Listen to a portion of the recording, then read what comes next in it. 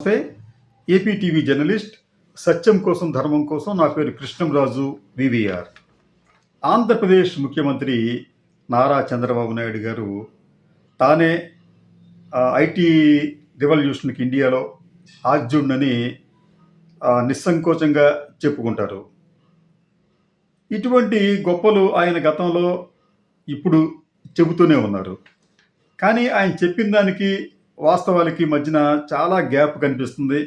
చాలా సందర్భాల్లో ఆయన చెప్పిన విషయాలు అవాస్తవాలుగా తేలుతున్నాయి. తాజాగా మీకు ఒక ఉదాహరణ ఏమిటంటే, అమరావతి రాజధానిలో దేశంలోనే మొట్టమొదటి అమరావతి క్వాంటమ్ కంప్యూటర్ సెంటర్ అనే ఒక అత్యాధునిక కంప్యూటింగ్ కేంద్రాన్ని సుమారు 50 ఎకరాల్లో ఏర్పాటు చేయబోతున్నాం. ఇది 2026 జనవరి 1వ తేదీ నుంచి పనిచేయటం ప్రారంభిస్తుంది అని చెప్పి గత ఏడాది జూన్లో చెప్పారు చంద్రబాబు నాయుడు గారు. అయితే నేను ఈ గత నెల అంటే డిసెంబర్ 3వ వారంలో అమరావతి ప్రాంతానికి వెళ్ళి ఈ క్వాంటమ్ సెంటర్ ఎక్కడ వస్తుందో ఆ ప్రాంతానికి వెళ్ళి చూస్తే అక్కడ ఇంకా భూములు చదువులు చేస్తున్నారే తప్ప ఎక్కడా ఎటువంటి భవనాలు కనిపించలేదు. మరి ఆయన ఎలా చెప్పారు ఇది జనవరి 1 కల్లా దీన్ని మేము ప్రారంభిస్తామని చెప్పడమే కాకుండా ఆగస్టు కల్లా దాదాపు 100 మంది యూజర్లు ఈ క్వాంటమ్ కంప్యూటింగ్ సిస్టమ్ను వాడుకునే విధంగా చేస్తామని చెప్పి అన్నారు. అసలు కంప్యూటర్ సంబంధించి ఆ పరికరాలు చాలా సెన్సిటివ్గా ఉంటాయి. వాటిని తేవటం, భద్రపరచడం, తర్వాత వాటిని పని చేయించడం ఇవన్నీ కూడా శ్రమతో కూడిన ఖర్చుతో కూడిన పనులు. కానీ అమరావతిలో అక్కడ అసలు భవనాలే కనిపించలేదు. కానీ చంద్రబాబు నాయుడు గారు ఈ క్వాంటమ్ సెంటర్ని మేము జనవరి 1, 2026న ప్రారంభిస్తామని చెప్పారు. సరే, ఆ చెప్పిన దానికి మీకు ఉదాహరణ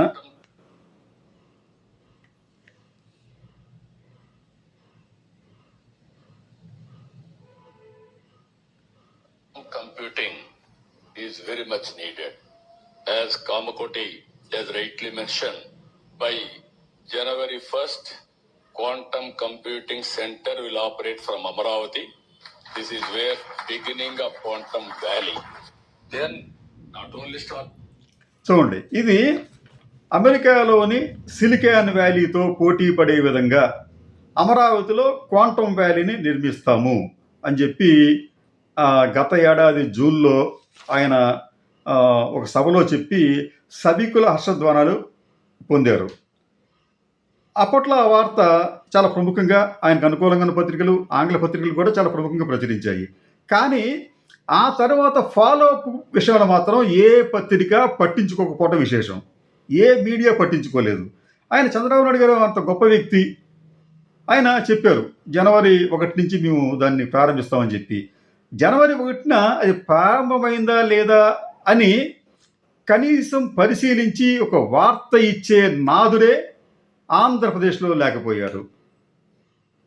అంటే ఒకవైపు మీడియా అంటే ఇట్లాగా మీడియాకి సంబంధించి ఏమిటంటే చంద్రబాబు నాయుడు గారు అని చెప్తే దాన్ని అతిశయోక్తులుగా ఏమి చెప్పినప్పటికీ కూడా ఆయన దాన్ని ప్రముఖంగా పరిశీలించే మీడియా, చంద్రబాబు నాయుడు గారు ఏం చెప్పినా దాన్ని నమ్మే ఒక వర్గం ప్రజలు, చంద్రబాబు నాయుడు గారు గొప్ప విజనరీ అని భావించే వాళ్ళు ఆయన ఏం చెప్పినా హర్షధ్వానాలు వ్యక్తం చేయటం.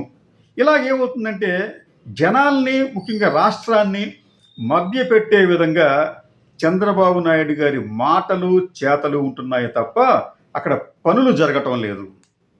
నిజంగా ఈ క్వాంటమ్ వ్యాలీకి సంబంధించి ఈ ప్రచారానికి ఖర్చు పెట్టిన మొత్తం ఎంత ఉందో ఆ మొత్తం కూడా కనీసం అక్కడ ఈ రోజున 50 ఎకరాల్లో ఖర్చు చేయలేదు. మరి ఎప్పుడు దీన్ని నిర్మిస్తారు? ఎప్పుడు ప్రజలకు అందుబాటులో తీసుకొస్తారు? దాదాపు 100 డిపార్ట్మెంట్స్ కావచ్చు, సంస్థలు కావచ్చు, అవన్నీ కూడా ఆగస్టు నాటికి ఈ క్వాంటమ్ కంప్యూటింగ్ని ఉపయోగించుకుంటాయని చెప్పి అంటున్నారు. అసలు అక్కడ ఆలు లేదు, చూలు లేదు, ఏదో అల్లుడి కొడుకు పేరు సోమలింగం ఉన్నట్టుగా ఏమీ లేకపోయినా కానీ మనం క్వాంటమ్ వ్యాలీ, అది కూడా అమెరికాలోని సిలికాన్ వ్యాలీకి దీటుగా అమరావతిలో క్వాంటమ్ వ్యాలీ అని చెప్పి మనం ప్రచారం చేసుకున్నాం. అంటే మనం ఇక్కడ జరుగుతుంది ఏంటంటే ఆంధ్రప్రదేశ్ ప్రజలు ఇప్పటికీ కూడా ఇటువంటి మాటలను నమ్ముతూ మద్దతునిస్తూ ఉండటం అనేది అది ఎందుకో అత్యంత శోచనీయంగా కనిపిస్తోంది. ఇక అమరావతికి వచ్చేటప్పటికి అమరావతిలో కూడా ఇప్పటికీ కూడా పెద్దగా అక్కడ పనులు ఏం జరగట్లేదు. ఆయన అధికారంలోకి వచ్చి 18 నెలలు అయింది. ఈ 18 నెలల్లో గణనీయంగా ఏదైనా ఒక బిల్డింగ్ని స్టార్ట్ చేసి దాన్ని పూర్తి చేసిన సందర్భం కూడా లేదు. పాత బిల్డింగులనే దానికే వాటికి రంగులు వేయటమో లేకపోతే దాటికి మరి కాస్త పెంచడమో చేస్తున్నారు తప్ప కొత్తగా కట్టిన పాపాను పోలేదు. సిఆర్డిఏ భవనం గతంలో చంద్రబాబు నాయుడు గారు అధికారంలో ఉన్నప్పుడే దాన్ని ప్రారంభించారు. మధ్యలో 5 ఏళ్ళు గ్యాప్ వచ్చింది. ఆ తర్వాత ఈ మధ్యనే దాన్ని ప్రారంభించారు. అన్నింటికన్నా ముఖ్యంగా అమరావతి రైతులకు ఇవ్వవలసిన దాదాపు 64,000 కమర్షియల్ రెసిడెన్షియల్ ప్లాట్లు ఇప్పటి వరకు ఇవ్వలేదు. ఆ ప్లాట్ల గురించి అడిగిన ఒక రైతు కూడా గుండెపోటుతో ఆ సమావేశంలోనే మరణిస్తే ఆయన కనీసం పరిహారం లేదు. దాని గురించి ఆవేదన వ్యక్తం చేసే నాదుడే లేడు. ఎక్కడో ఏదైనా ఒక సంఘటన జరిగితే, యాక్సిడెంట్ జరుగుతున్నో ఇంకోటి జరుగుతున్నో వెంటనే రాజకీయ నాయకులు అక్కడికి వెళ్ళటం, ఆ తర్వాత ప్రభుత్వాలు పరిహారం ప్రకటించడం జరుగుతూ ఉంది. కానీ అమరావతి రైతు ఆవేదన వ్యక్తం చేస్తూ గుండెపోటుతో మరణిస్తే దానిని కొన్ని మీడియాలను కొన్ని వర్గాలు అయితే అసలు వార్తగానే వేయలేదు. కొన్ని ఏదో అరకొరగా వేశాయి. అంటే ఎంతకాలం ఈ మీడియా ఆ పాలక వర్గాలకి ఊడిగం చేస్తూ ప్రజలకు అన్యాయం చేస్తుంది? ఒక వార్త అనేది వార్తగా ఇవ్వండి, అంతే తప్ప మీకు ఇష్టమైతేనే అది వార్త, లేకపోతే దాన్ని మనం పూర్తిగా దాన్ని మాఫీ చేసేద్దాం అన్న భావన కూడా సరైంది కాదు ఈ మీడియాకి. ఈ మీడియా, ఈ పాలకులు, ఈ ఇద్దరూ కూడా ఆంధ్రప్రదేశ్ సమాజాన్ని ఒక రకంగా చెప్పాలంటే తిరోగమనంలోకి నెడుతున్నారేమోనన్న భయం కలుగుతోంది. దానికి ఒక ఉదాహరణ ఈ క్వాంటమ్ కంప్యూటింగ్ సెంటర్కి సంబంధించిన పనులు. ఇప్పటికీ కూడా అక్కడ పనులు ప్రారంభం కాలేదు.